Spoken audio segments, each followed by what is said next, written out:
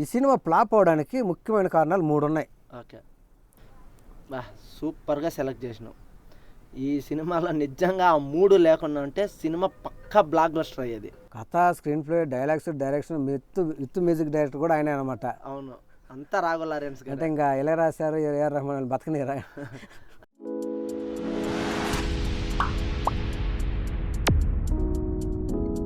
Hi friends, ఈరోజు మనం ప్రభాస్ నటించిన రెబల్ మూవీ విషయాల గురించి డిస్కషన్ చేసుకుంటున్నాం. ముందుగా మా ఛానల్ని సబ్స్క్రైబ్ చేసుకొని మాకు సపోర్ట్ చేయండి.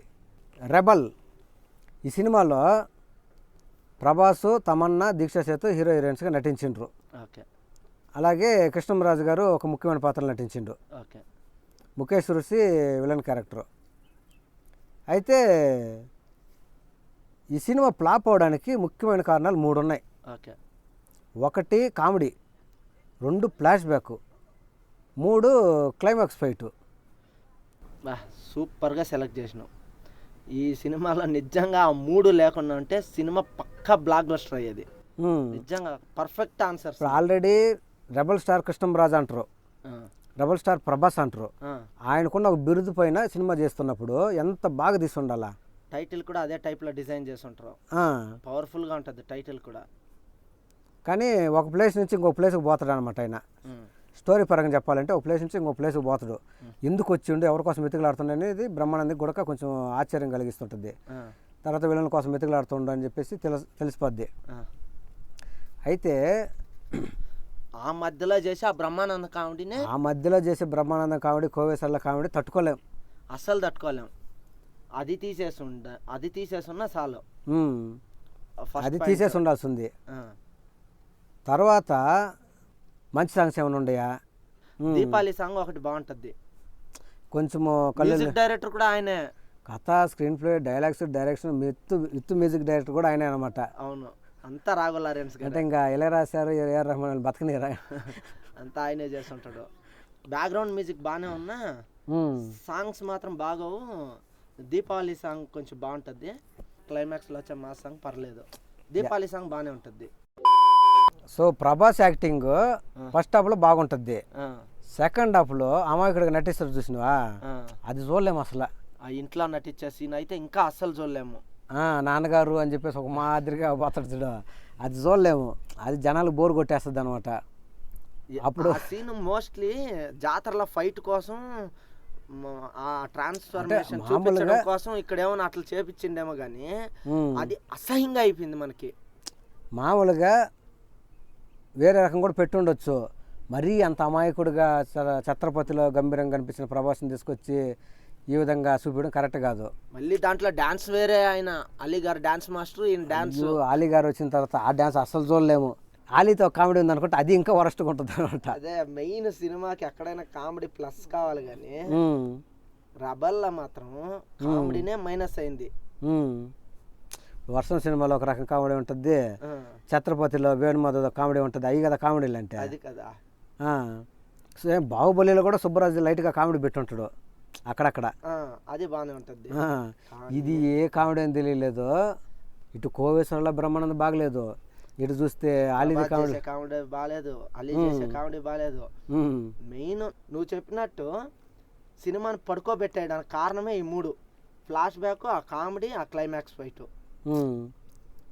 ఇంకా క్లైమాక్స్ ఫైట్ మొత్తం డాన్లో ఉండే క్లైమాక్స్ ఫైట్ని మొత్తం తీసుకొచ్చి కాపీ పేస్ట్ చేస్తుంటాడు. ఎందుకు దెబ్బలు తింటాడు, ఎందుకు కొట్టించుకుంటాడు. మళ్ళీ ఆమె మా విక్రమార్కుల్లో అనుష్క ఇచ్చే లెవెల్లో ఎలివేషన్ ఇస్తుంది తమన్నా. తమన్నా క్యారెక్టర్లో సగం బోర్ కొట్టేసింది. ఫ్లాష్ బ్యాక్ ఎపిసోడ్ మొత్తం వరస్ట్. ఇంటర్వెల్కి ముందు వచ్చే కొన్ని సీన్లు భలే ఉంటాయి. వాళ్ళ దగ్గరికి పోయి అదేదో గోడెన్లో ఒక ఫైట్ చేస్తాడు చూడు, ఆ ఫైట్ బాగుంటుంది. బీహార్ వాళ్ళ ఫైట్ బాగుంటుంది. కొన్ని డైలాగ్స్ బాగుంటాయి. అదే రేపు పలానా ప్లేస్లోకి వస్తారంటే ఈ పక్క నుంచి ఆ పక్కకి దాటే లోపల నన్ను వేసేస్తే ఛాలెంజ్ చేసినప్పుడు ఒక బ్లాక్ కలర్ డ్రెస్లో సిగరెట్ తాగుతూ పోతా ఉంటారు చూడు, అదొకటి బాగుంటుంది. ఇంటర్వెల్ సీన్ అది బాగుంటుంది. ఆ, దానికి ముందు ఇంకొక ఫైట్ సీన్ ఉంటుంది ఆ గోడన్లో. గోడన్లో 2 సంవత్సరాల తర్వాత వేటాడు పులిని చూస్తుంటారని చెప్పేసి అది చెప్తారు కదా. ఆ డైలాగ్ కొట్టిన తర్వాత ఇంకా సినిమా నెక్స్ట్ లెవెల్లో ఉంటుందిరా నాయన. ఈ బ్రహ్మానందం కోవేశ్వర్ల కామెడీ ఉంటే ఉంది కానీ సినిమా నెక్స్ట్ లెవెల్లో ఉంటుందిరా అనుకున్నా నేను.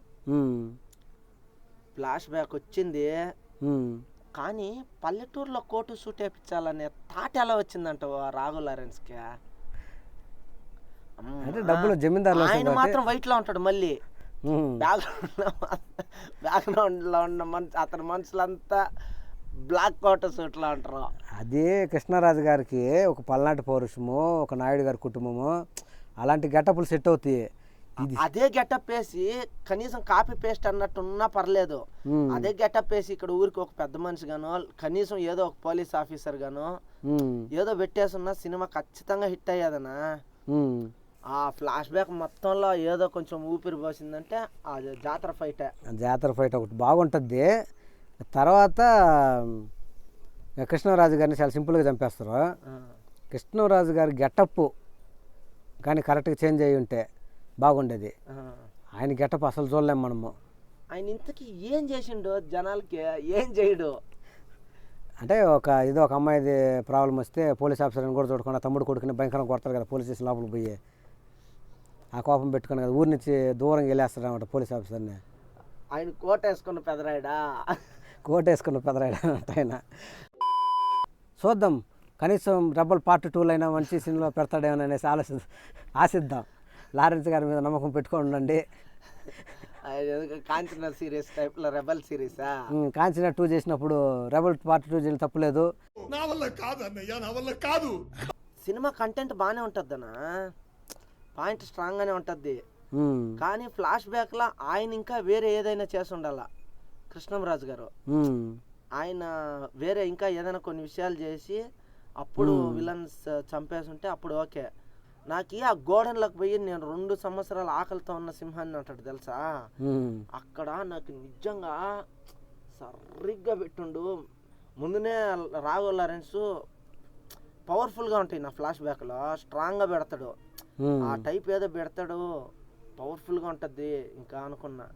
చూస్తే సింపుల్ ఫ్లాష్ బ్యాక్ పెట్టి కోట సూట్లు వేసి బెడిసి కొట్టింది చూడు, ఇంకా సాలరా దేవుడు అనుకున్నా.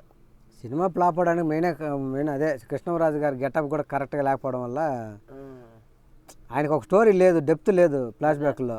కనీసం ఆ ఫైట్లు, ఆ ఇంటర్వెల్ సీను, ఆ గోడన్ ఫైట్ అవి లేకపోతే అది కూడా చూడలేమేమో ఆ సినిమాని.